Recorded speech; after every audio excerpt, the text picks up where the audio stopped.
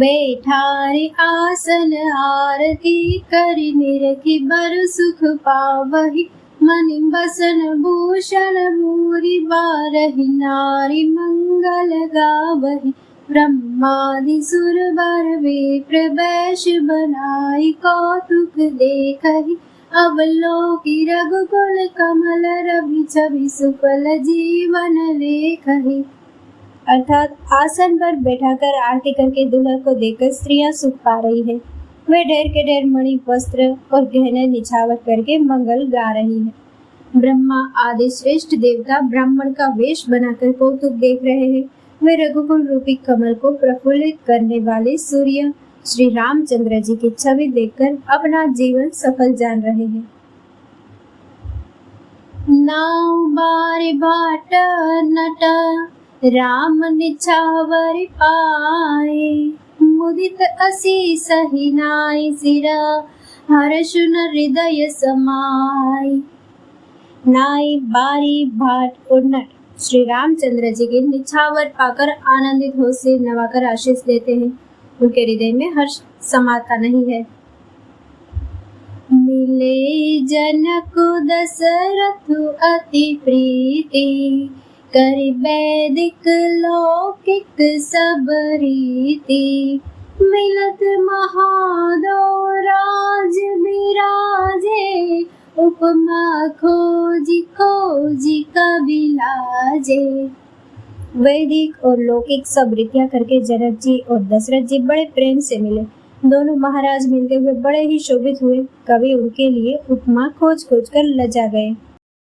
लही न कतहु हारी ही अमानी इन सम ए उपमा और आनी। सामग देखी देव अनुरागे सुमन बरसी जसु गावन लागे। जब कहीं भी उपमा नहीं मिली तब हृदय में हार मानकर उन्होंने मन में यही उपमा निश्चित की कि इनके समान यही है। समधियों का मिलाप या परस्पर संबंध देखकर देवता अनुरक्त हो गए और फूल बरसाकर यश का गान करने लगे। जगु बिरंची उपजावा जब ते देखे सुने ब्याहु बहु तब ते। सकल भांति सम साज समाजो सम समधि देखे हम आजो। वे कहने लगे, जब से ब्रह्मा जी ने जगत को उत्पन्न किया तब से हमने बहुत विवाह देखे सुने, परंतु सब प्रकार से समान साज समाज और बराबरी के समधि तो आज ही देखे। देवगिरा सुनी सुंदर साची प्रीति अलौकिक दूदिसी माची। देत पावड़े अर्घ सुहाए सादर जनक मंडप हिलाए। देवताओं की सुंदर सत्यवाणी सुनकर दोनों ओर अलौकिक प्रीति छा गई। सुंदर पावड़े और अर्घ्य देते हुए जनक जी दशरथ जी को आदर पूर्वक मंडप में ले आए। मंडप बिलो की विचित्र रचना रुचिरता मुनि मनहर। निज पानी जनक सुजान सब कहुआनी सिंहासन धरे। कुल इष्ट सरिस बशिष्ट पूजे विनय करि आशीष लहि। कौशिक ही पूजन परम प्रीति किरीति तो न परे कही। मंडप को देखकर उसकी विचित्र रचना और सुंदरता से मुनियों के मन भी हर गए। सुजान जनक जी ने अपने हाथों से ला लाकर सबके लिए सिंहासन रखे। उन्होंने अपने कुल के इष्ट देवता के समान वशिष्ठ जी की पूजा की और विनय करके आशीर्वाद प्राप्त किया। विश्वामित्र जी की पूजा करते समय की परम प्रीति की रीति तो कहते ही नहीं बनती। वामदेव आदिक ऋषय पूजे मुदित महीस। दिए दिव्य आसन सबहि सब सन लही असीस। राजा ने वामदेव आदि ऋषियों की प्रसन्न मन से पूजा की, सभी को दिव्य आसन दिए और सबसे आशीर्वाद प्राप्त किए।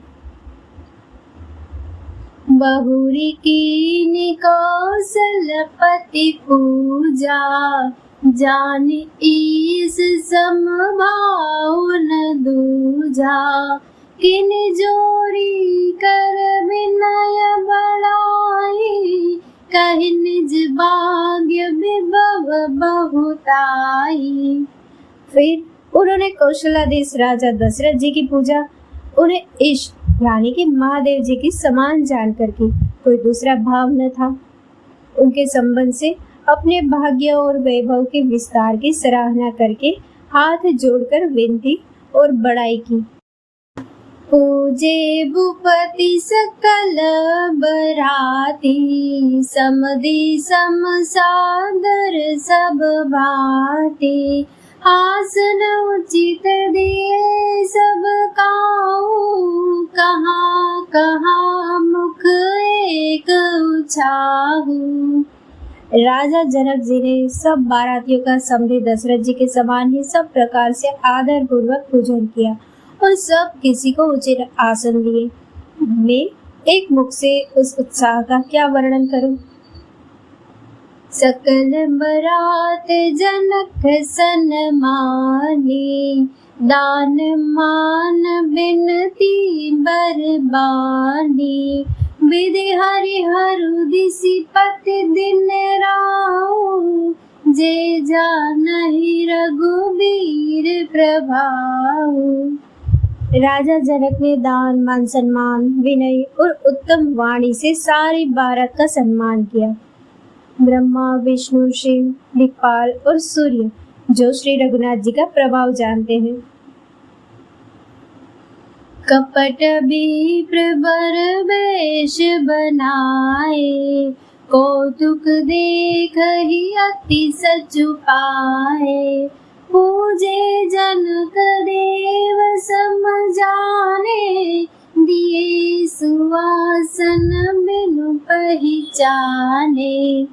वे कपट से ब्राह्मणों का सुंदर वेश बनाए बहुत ही सुख पाते हुए सब लीला देख रहे थे। जनक जी ने उनको देवताओं के समान जानकर उनका पूजन किया और बिना पहचाने भी उन्हें सुंदर आसन दिए।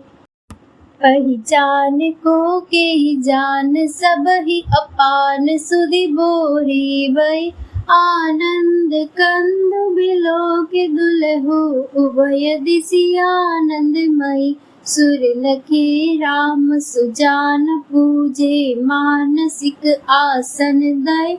अवलोकि सील सुभाव, प्रभु को विभुत मन प्रमुदित भय। कौन किसको जाने पहचाने, सबको अपनी ही सोच भूली गई है। आनंद कंद दुल्हा को देखकर दोनों ओर आनंदमयी स्थिति हो रही है।